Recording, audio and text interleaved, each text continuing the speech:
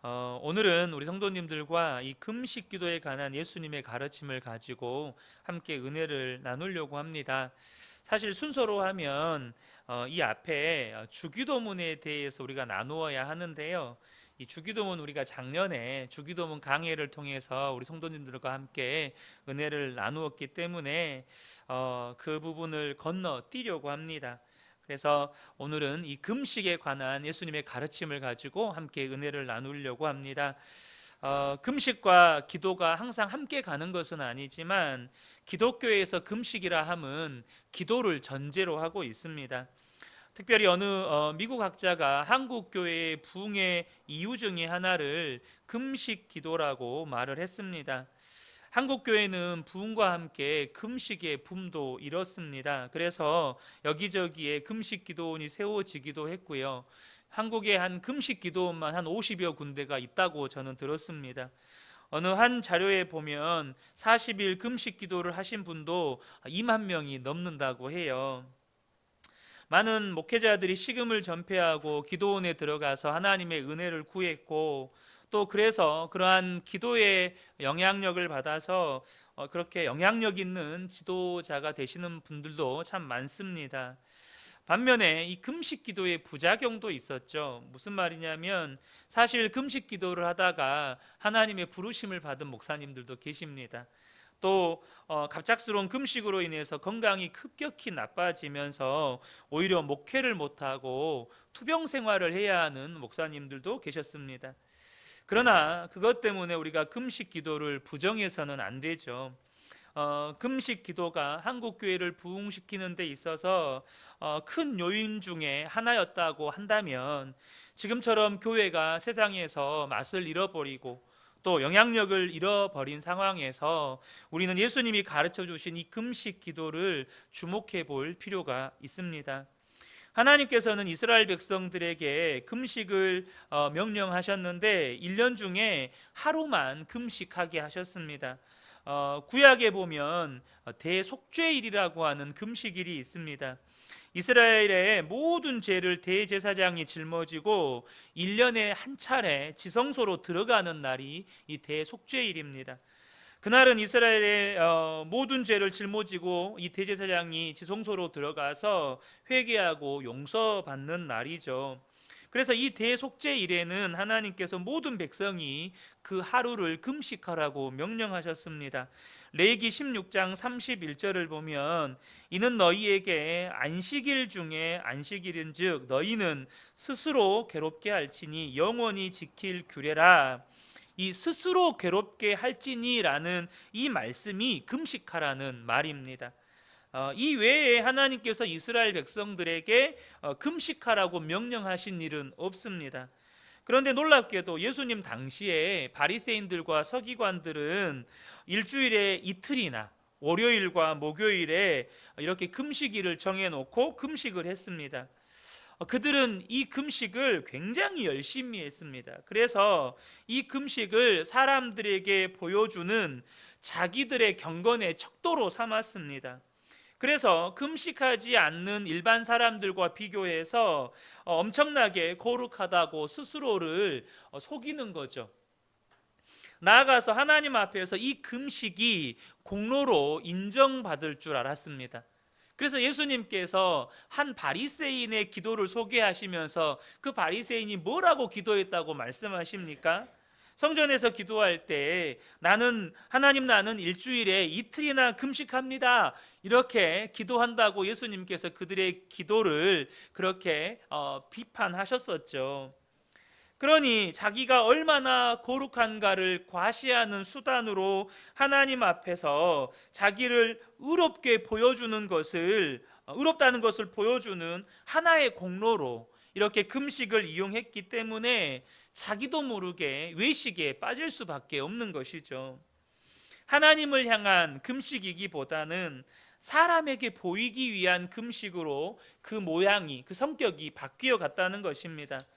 더구나 이들이 월요일과 목요일에 정한 것은 이 월요일과 목요일이 예루살렘의 장날입니다. 사람들이 장터에 많이 모이지 않겠어요? 그래서 사람들이 많이 모이는 장터에서 이 바리새인들과 서기관들이 그것을 이용해서 자기가 금식하는 것을 일부러 사람들에게 보이려고 많이 애를 썼습니다. 그래서 예수님께서 오늘 본문에 그 사실을 지적하고 계시죠. 16절을 보면 금식할 때에 너희는 외식하는 자들과 같이 슬픈 기색을 보이지 말라. 그들은 금식하는 것을 사람에게 보이려고 얼굴을 흉하게 하느니라. 내가 진실로 너희에게 이르노니 그들은 자기 상을 이미 받았느니라. 그러니까 금식할 때 나 금식한다 이렇게 티내고 금식한다는 거예요. 심지어는 얼굴빛을 좀 더 창백하게 하기 위해서 얼굴에다가 회를 칠해가지고 이렇게 낯빛을 더 창백하게 만들어서 이렇게 보이기도 했다고 합니다. 그러니까 이런 금식을 하게 되면 이것은 하나님을 위한 금식이 아니고 사람을 위한 금식이 되어 버리는 거죠. 그런데 이런 금식 기도는 2000년 전이나 지금이나 동일한 위험이 따릅니다. 우리 주변에도 소위 말해서 한 금식 한다는 분들, 그래서 좀 소위 말해서 기도의 끝발을 날린다는 분들 계시잖아요. 그렇게 금식 기도한 것이 훈장이 되어 있는 분들도 있습니다.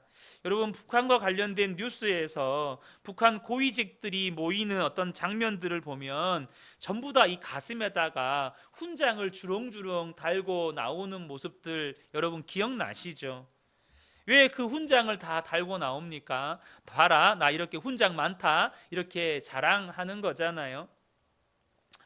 이처럼 금식 기도했다는 분들이 사람들에게 자기가 금식 기도한 것을 자랑하기도 합니다. 이렇게 금식 기도가 훈장이 되어버리신 분들은 그것을 마치 사람들에게 무기처럼 휘둘러서 영적인 폭력을 행사하게 됩니다. 마치 자신보다 기도를 못하신 분들, 또 자기보다 금식을 안 해보신 분들, 이런 분들을 판단하고 정죄하는 도구로 사용하는 거죠. 또 그것을 영권이라고 흔히 말합니다. 영권, 그래서 많이 들어보셨죠? 기도를 많이 하면 영권이 세진다는 거예요. 이것은 잘못된 금식 기도의 대표적인 사례입니다. 예수님은 이런 잘못된 금식 기도는 하지 말라고 하십니다. 할 필요도 없고 해서도 안 된다고 하시는 거죠. 그래서 그런 사람들을 향하여서 16절 하반절을 보면 그들은 자기 상을 이미 받았느니라 라고 말씀하시는데, 이 자기 상을 받았다는 말은 그들이 상을 받았다는 말이 아니고 상이 없다는 말입니다. 그러한 금식 기도는 아무런 유익이 안 된다는 뜻입니다. 사람에게 보이기 위한 금식, 혹은 그때 당시 금식 기도를 통해서 어떤 은혜를 경험했을 수는 있지만 그 금식 기도가 마치 훈장처럼 사람들에게 자랑이 되어버리는 순간 그 금식은 어떤 유익도 가져다 주지 못한다는 것이죠. 본문에서 예수님이 말씀하시는 바른 금식은 뭐냐면 사람에게는 숨기고 오직 하나님만 알도록 하는 금식입니다. 17절과 18절 상반절을 보면 너는 금식할 때에 머리에 기름을 바르고 얼굴을 씻으라. 이는 금식하는 자로 사람에게 보이지 않고 오직 은밀한 중에 계신 내 아버지께 보이게 하려 함이라. 그러니까 무슨 말이죠? 금식할 때 세수도 하고 오늘날로 이야기하면 면도도 하고 머리도 감고, 우리 여자분들 같은 경우에는 얼굴에 화장도 해서 사람들에게 티가 나지 않게 해서 오직 은밀한 중에 계신 하나님께만 보이게 하라는 것입니다. 이것이 참 금식이라는 거예요. 그러니까 금식을 하는 이유는 하나님께 더 가까이 나가기 위해서, 금식을 하기 위해서는 하나님께 더 간절히 매달리기 위해서, 금식을 하는 이유는 하나님과 더 깊은 은혜의 자리로 나아가기 위해서 하라는 거예요. 이렇게 바른 금식을 하게 되면 하나님께서 큰 은혜를 주시는 것입니다. 18절 하반절에 은밀한 중에 보시는 내 아버지께서 갚으시리라. 그러니까 하나님께 더 가까이 나아가기 위해서, 하나님께 정말 더욱 간절히 매달리기 위해서, 더 깊은 은혜의 자리로 나아가려고 이렇게 금식을 하게 될 경우에는 은밀한 중에 보시는 하나님께서 반드시 갚아주신다는 거예요. 우리가 성경을 봐도 또 기독교 역사를 봐도 또 우리 주변에 본이 되는 신앙인들을 봐도 금식 기도를 통해 많은 은혜를 받는 것을 보게 됩니다. 예수님은 40일 금식 기도 후에 사탄의 시험을 이기셨습니다. 안디옥 교회 지도자들은 금식하여 기도한 결과 바울과 바나바를 선교사로 파송했고, 여러분, 이것은 세계 선교의 문을 여는 일이 되었습니다. 모든 민족에게 복음이 전해지는 여러분 세계 선교의 문을 열어버린 사건이 이 안디옥 교회 성도들 지도자들이 금식 기도하고 이 바울과 바나바를 선교사로 파송하는 일이었습니다. 니느웨 성 왕과 백성들 심지어 짐승들까지 금식하면서 하나님 앞에 회개했을 때 40일 후에 그 땅에 임할 하나님의 진노를 피하고 구원받는 기적 같은 일을 경험하게 됩니다.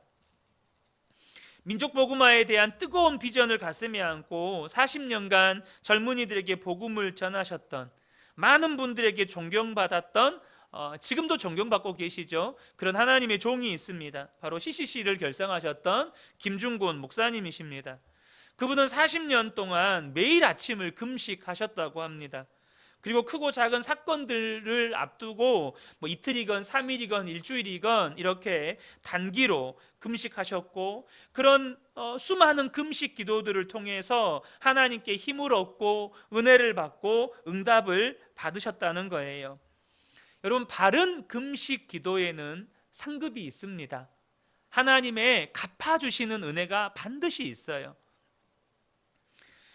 그래서 여러분, 금식 기도는 오늘 성경 전체를 봐도 반드시 해야 되는 것도 아니고 혹은 반드시 하지 말아야 하는 것도 아닙니다.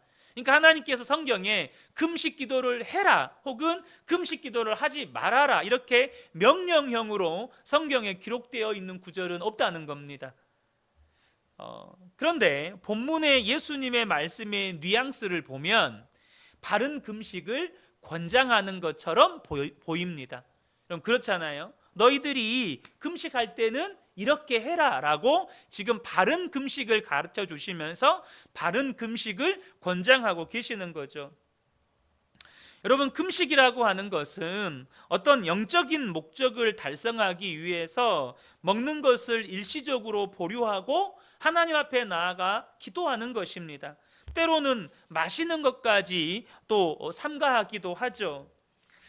유대인들은요, 기본적으로 금식하면서 이런 믿음을 가졌습니다. 내가 하나님 앞에서 먹고 마시는 것을 잠깐 멈추고 하나님께 기도하면 하나님께 나의 이 행동이 관심을 끌 수밖에 없을 거라는 그런 믿음을 가졌습니다. 성경 어디에도 그런 구절은 없습니다. 너희가 금식하면 하나님이 특별히 너희들에게 더 관심을 가질 것이다, 이런 구절은 없지만 여러분, 그렇다고 해서 이 유대인들의 생각이 나쁘다고 볼 수는 없습니다. 여러분, 자식이 식음을 전폐하고 하나님께 매달리는데 어찌 아버지가 그것에 무관심하실 수가 있겠어요? 하나님께서 자녀의 금식에 깊은 관심을 가지고 보신다는 생각이 성경적으로 그릇된 건 아니라는 것입니다. 그리고 유대인들은 자기가 어떤 죄를 범했을 때 하나님 앞에 용서받기 위해 기도를 하잖아요. 그런데 그때 금식하면 내가 얼마나 진지하고 거짓이 없는 마음으로 하나님께 회개하는가를 하나님이 인정해 주신다고 믿었다는 거예요. 여러분, 이것도 틀렸다고 말할 수는 없습니다. 여러분, 진심으로 회개하는 사람이요, 먹을 것 다 먹고 마실 것 다 마시고 즐길 것 다 즐기고 어떻게 그렇게 회개할 수가 있겠어요? 진심으로 회개하는 사람에게는 어쩌면 금식이 따라올 수 있는 것이죠. 그리고 유대인들은 국가적으로 위기를 맞이할 때 중보 기도할 때가 많았는데요, 그때 주로 금식을 했습니다. 국가적인 위기를 당했을 때 하나님 앞에 금식하고 기도하면 하나님이 그 위기를 극복하게 해주신다고 유대인들은 기본적으로 믿었어요. 여러분, 저는 우리 성도님들의 형편을 다 세세히 알지 못합니다. 그러나 여러분들에게 현실적으로 절박한 문제가 있다면, 현실적으로 지금 절박한 문제를 안고 있다면 지금 금식 기도를 할 필요가 있는 분입니다. 영적으로 답답함을 느끼고 더 큰 은혜를 사모하는 어떤 영적인 갈증을 가진 분이 계시다면 지금 금식 기도를 해도 좋을 여건을 가지고 계시는 거예요. 제가 설교 때 종종 제 이야기를 하지만 제가 영적인 침체 가운데에서 다시 이렇게 회복되는 때에 그때 하나님께서 저에게, 그때는 금식 기도는 아니었습니다. 100일을 작정하고 새벽 예배를 드렸던 때가 있었습니다. 그리고 그 마지막은 일주일 금식을 하게 됐었어요. 근데 제가 지금 말씀드릴 수 있는 건, 정말 너무나도 확실하게 말씀드릴 수 있는 건, 그 영적인 갈증 때문에 하나님 앞에 기간을 정해놓고 혹은 금식을 하면서 기도할 때 제가 얼마나 깊은 은혜를 누렸는지 모릅니다. 정말 우리에게 바른 금식은 하나님께서 새로운 더 한 차원 깊은 은혜로 우리를 이끄는 응답을 주신다는 거예요. 현실적으로 절박한 문제는 개인마다 다양할 수 있습니다. 개인적인 위기일 수도 있고 가정이나 국가적인 위기일 수도 있겠죠. 그런데 이때의 금식 기도는 매우 중요한 선택일 수 있다는 거예요. 하나님은 이러한 절박한 상황을 신랑을 빼앗기는 날이라고 비유해서 표현하셨습니다. 어떤 사람이 예수님께 와서 세례 요한의 제자들도 금식하고 바리새인들도 금식하는데 왜 선생님의 제자들은 금식하지 않습니까? 라고 그렇게 마치 흠을 잡듯이 질문을 했습니다. 그때 예수님께서 이런 대답을 하셨어요. 잔치집에서 신랑과 함께 있을 때 금식하는 사람이 어디 있느냐? 그러나 언젠가 신랑을 빼앗길 날이 올 것이다. 그때는 금식해야 된다. 이렇게 말씀을 하셨어요. 여러분, 어떤 상황입니까? 결혼식을 막 했는데 전쟁이 나서 신랑이 전쟁터로 끌려가는 거예요. 여러분, 신랑을 빼앗긴 신부가 먹고 마실 수 있겠습니까?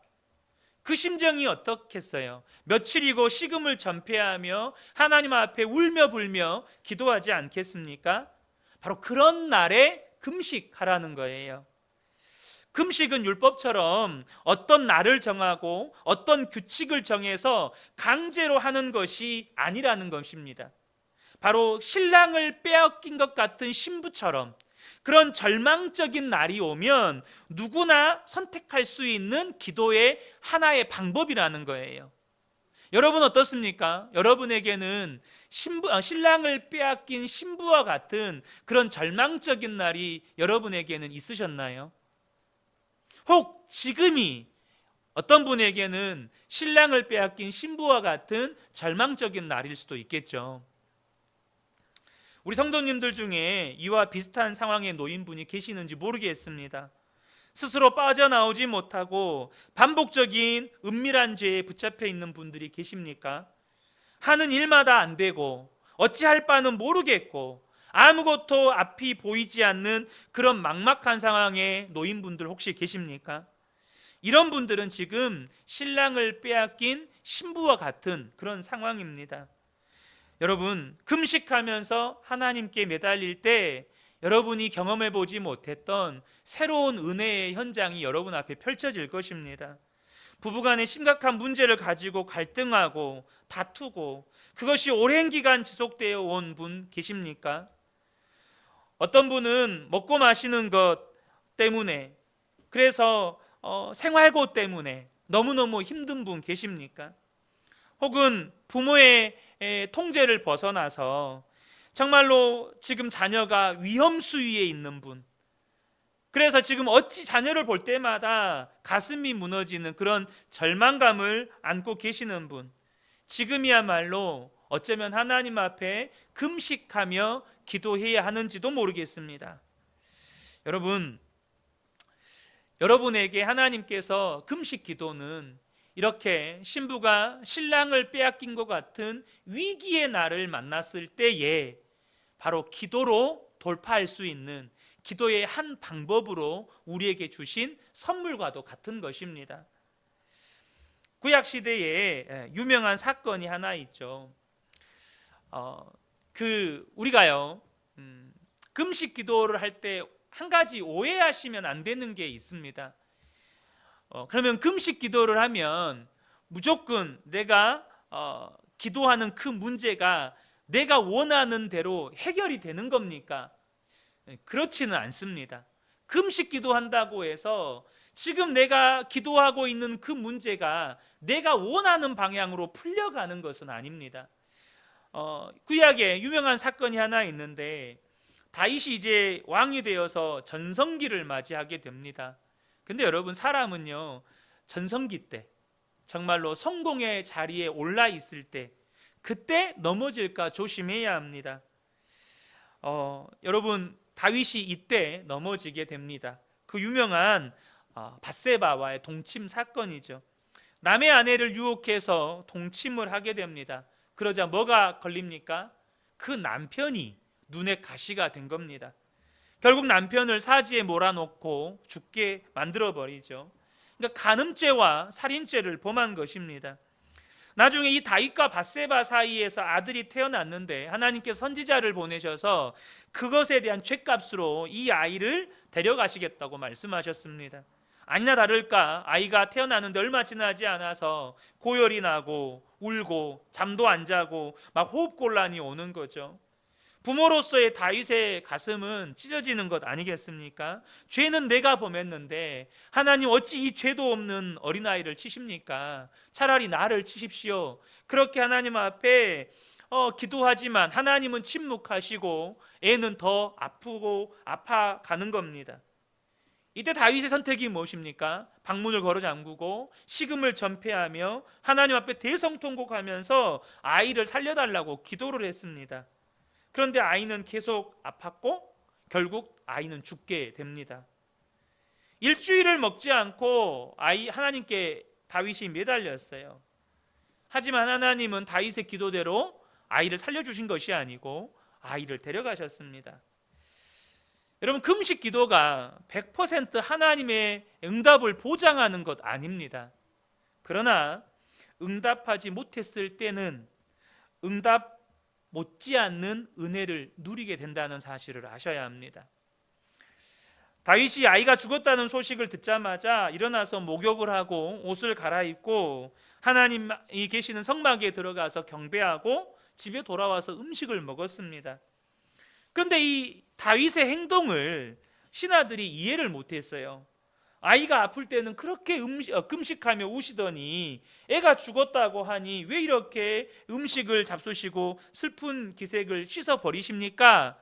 그때 다윗이 이런 대답을 합니다. 사무엘하 12장 22절 23절에 이르되 아이가 살았을 때에 내가 금식하고 운 것은 혹시 여호와께서 나를 불쌍히 여기사 아이를 살려주실는지 누가 알까 생각함이거니와 지금은 죽었으니 내가 어찌 금식하랴 내가 다시 돌아오게 할 수 있느냐 나는 그에게로 가려니와 그는 내게로 돌아오지 아니하리라 하니라.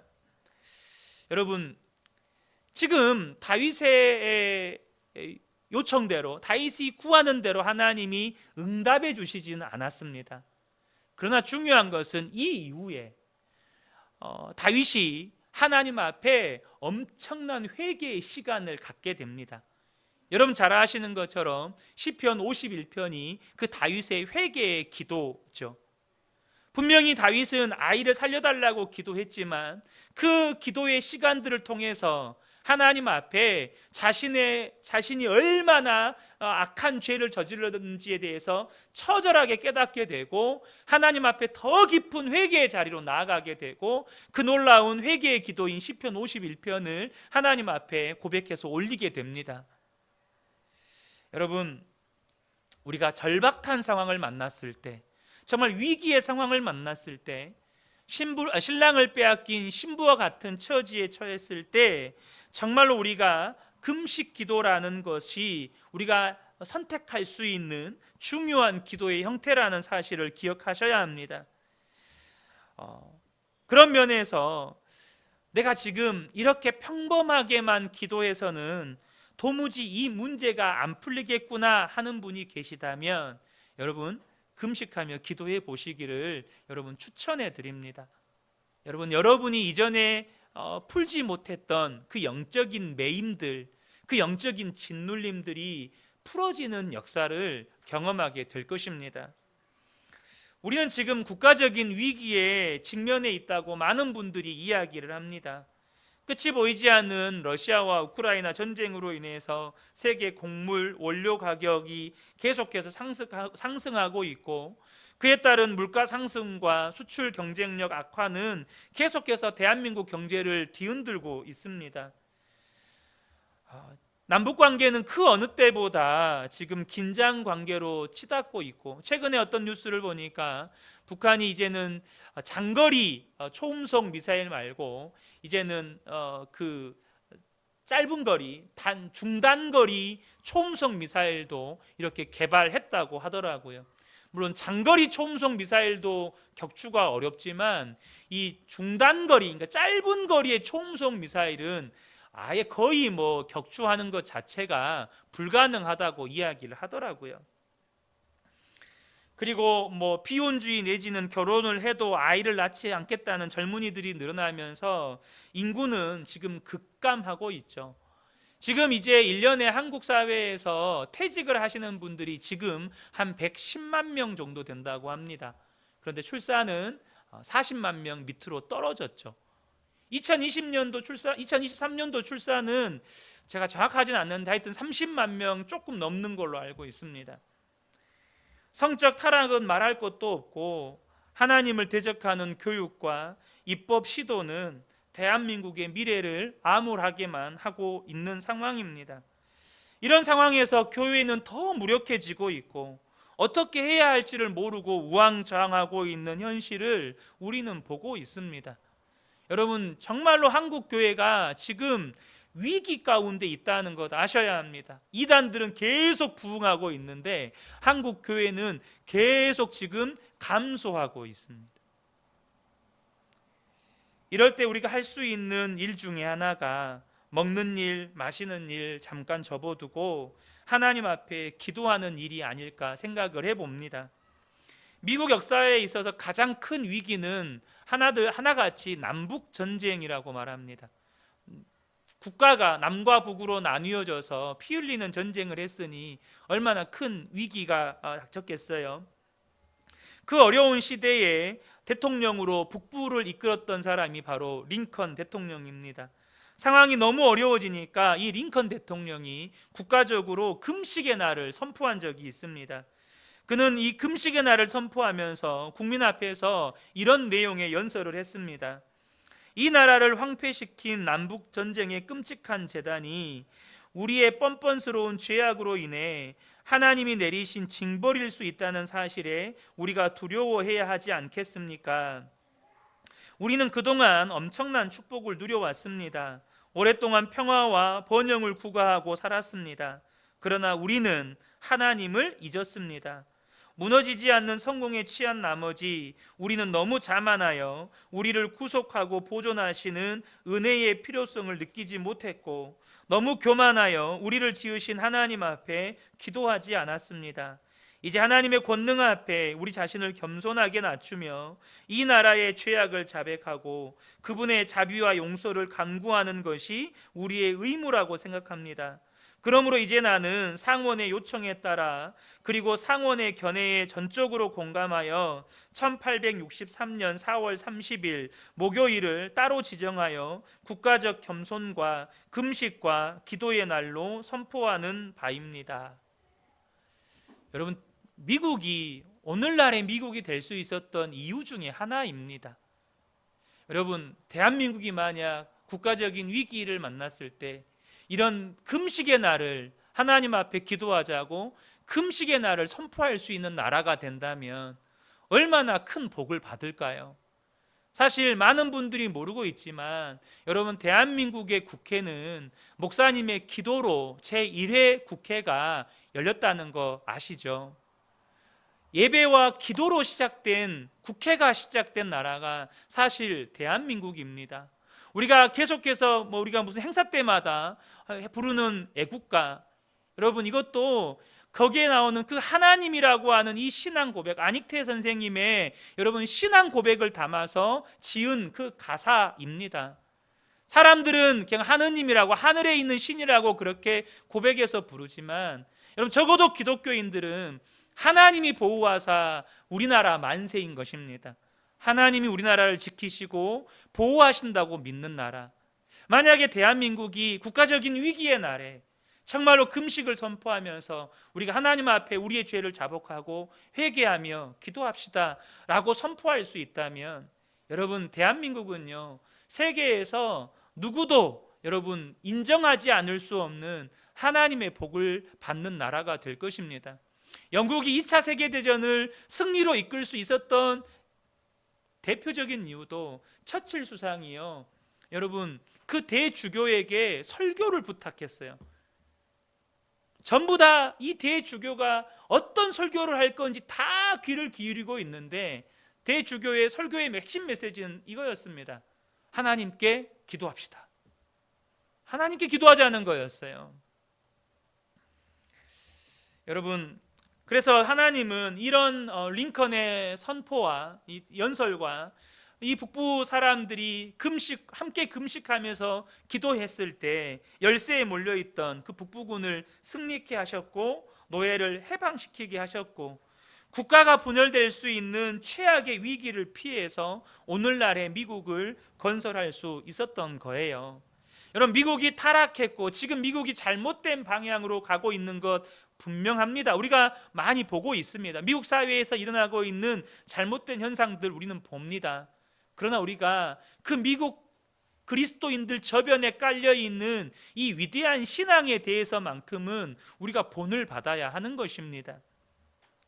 여러분, 우리나라가 여러 가지 어려운 상황을 맞고 있을 때 서로 네 탓이다 하고 싸울 것이 아니라 정말로 하나님 앞에서 엎드려서 기도해야 하지 않나.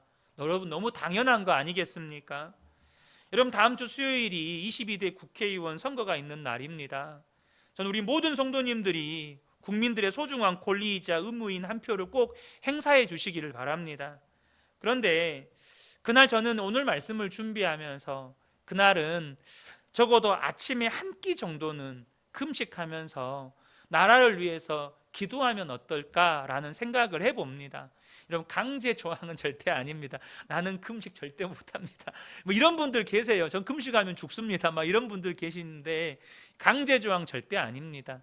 그런데 우리가 나라를 위해서 금식 언제 해보겠어요? 하루 종일 금식하자는 거 아니고 아침이든 점심이든 저녁이든 가장 여러분들이 하기 쉬운 그 한 끼를 선택해서 금식하면서 정말로 이 선거를 위해서, 세워질 정치인들을 위해서, 또 이 나라 이 민족을 위해서 5분이 됐든 10분이 됐든 그 밥 먹는 시간에 여러분들이 정말로 나라와 민족을 위해서 기도해 주시면 좋겠다라는 그런 생각을 좀 해보았습니다. 건강상의 이유로 금식하지 못한 분들을 제외하고 정말로 이 나라와 이 민족을 위해서 기도한다면 하나님이 그 기도를 귀하게 보시지 않겠습니까? 끝으로 한 가지 더, 우리가 혹시 금식 기도해야 할 분들이 있는데요. 그분은 누구냐면 정말로 영적으로 갈급한 분들, 좀 더 은혜를 받았으면 하는 간절함이 있는 분들, 지금 내 믿음의 수준이 여기에 머물러서는 안 되는데, 내 영적인 상태가 이 상태에 머물러서는 안 되는데 지금 그런 상태에 있는 분들이 계시다면 여러분, 금식할 필요가 있습니다. 어떤 점에서는 너나 할 것 없이 여러분, 우리는요 정말로 많이 먹고 많이 마시고 즐깁니다. 요즘 여러분 흔히 그 방송도 먹방이 대세라고 하잖아요. 그만큼 여러분 대한민국 사회는 먹고 마시는데 진심인 나라입니다. 먹는 거 좋아하고 마시는 거 좋아하고 노는 거 좋아하고.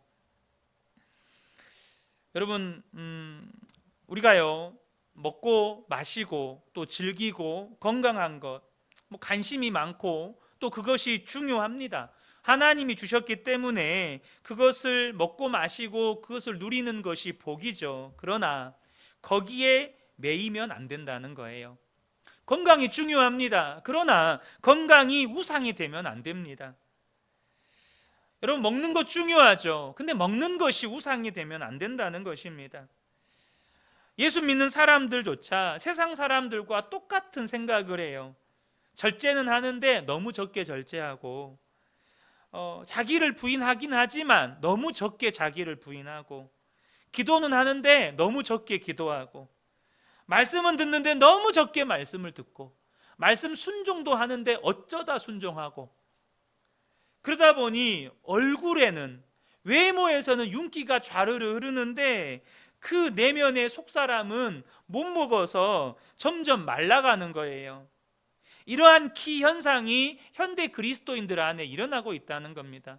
외모는 너무너무 윤기가 자르르하게 흐르는데 그 내면의 영적인 상태는 너무나도 메말라 있어요. 여러분, 이것은 영적인 위기입니다. 이럴 때 우리가 영적으로 위기의식을 가지고 갈급함을 가져야 한다는 거예요. 여러분, 영혼이 잘 되고 육신이 잘 되어야지, 영혼은 건강하지 못한데 육신만 잘 되기를 추구하고 있다면 그것은 영적인 위기입니다. 이럴 때 여러분, 내가 정말 금식하면서 한번 기도해 봐야겠다라는 생각이 든다면 여러분, 그것은 성령님의 생각인 줄로 믿으시기 바랍니다. 여러분의 지금 신앙이, 내 믿음이 진짜 마음에 안 든다, 내 영적인 상태가 진짜 마음이 안 든다, 금식 한번 해볼까? 여러분, 그건 틀림없이 성령님 주신 생각입니다. 두 번 생각하지 말고 여러분 순종하세요. 두 번 생각하지 말고. 그러면 하나님께서 반드시 은혜를 베푸신다는 거예요. 설교를 들어도 도통 무슨 말인지도 모르겠고 기억에 남는 것도 없고, 기도는 앞에서 대표 기도하시는 분이 짧으면 짧을수록 은혜스럽고, 예배가 지루하고, 예수를 믿어도 기쁨과 감사가 없고, 매일매일 짜증이 올라오고 있는 분이 있다면 지금 영적인 심각한 영양실조 상태입니다. 영적으로 심각한 영양실조 상태예요. 여러분, 그런 분이 계시다면 여러분 정말로 은혜를 사모하시기를 축복합니다. 한두 끼 뒤로 하고 말씀 붙잡고 말씀 묵상하면서 하나님 앞에 엎드리는 시간을 가져보시기를 바랍니다. 뭘 위해서 기도해야 될지 모르겠으면 여러분, 주님이 가르쳐 주신 기도 있잖아요. 그거 펴놓고 100번이고 200번이고 1000번이고 암송하면서 하나님 이렇게 되게 해주세요. 한번 암송하고 하나님 이렇게 되게 해주세요. 여러분, 그렇게 기도하셔도 됩니다. 여러분, 마음만 간절하면 기도의 말이 유창하지 않아도 돼요. 제가 언젠가도 말씀을 드렸지만 제가 그렇게 100일을 작정하고 기도하는 기간 중에 누렸던 은혜 중에 하나입니다. 한 번은 하나님 앞에 가서 기도를 하는데, 이게 새벽 예배 나오고 학교에서 공부하고 저녁에 모임 있으면 모임 참여하고, 이제 그렇게 일상을 반복하다 보니까 몸이 점점점 피곤해지더라고요.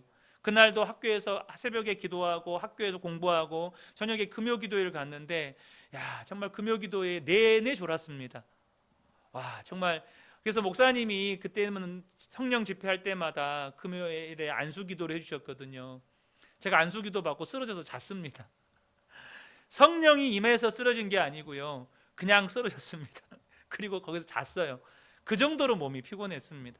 그런데 이제 그렇게 기도하고 또 모임이 있어서, 모임하니까 한 새벽 2시 정도 되더라고요. 그러니까 집에 가면 도저히 못 나올 것 같아서 교회에서 잤습니다. 그리고 새벽 예배를 나갔는데 어젯밤 금요 기도회보다 더 피곤한 거예요. 도무지 기도가 안 되겠는, 말씀을 듣는데 무슨 말씀인지 통 모르겠고, 기도는 해야겠는데 무슨 기도가 기도 말이 안 나오는 거예요. 근데 하나님 앞에 그냥 주여 외쳤습니다. 그 다음 말은 안 나와요.